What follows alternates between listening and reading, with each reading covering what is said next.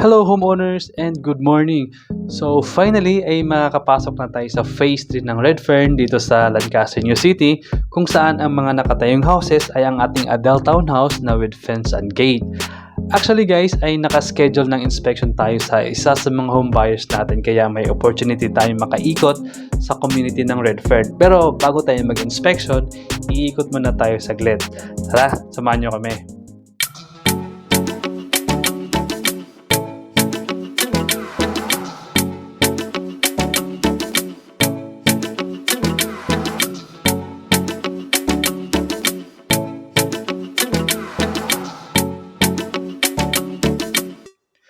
So, very short lang ito.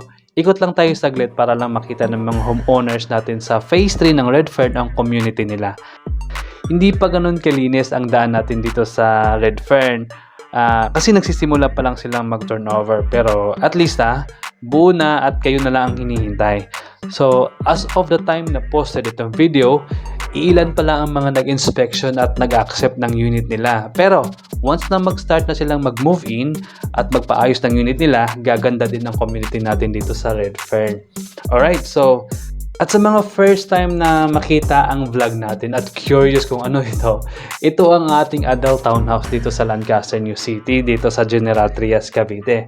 Meron itong 4 bedrooms, 2 toilet and bath, and 1 car garage. With fence and gate na siya sa turnover. Kaya lang, sold out na ito as of the moment. And I don't know kung magbubukas pa ng new phase, pero parang hindi na kasi dahil we are slowly shifting na sa condo projects. Kaya, congrats sa mga homeowners na nakakuha dito So ayun lang, very short update lang muna tayo. Natuwa lang kasi ako dahil finally inspection at turnover phase na tayo. So thank you sa mga homeowners and future homeowners sa panonood. Hanggang sa muli nating update. This is Jess helping you in navigating your real estate journey.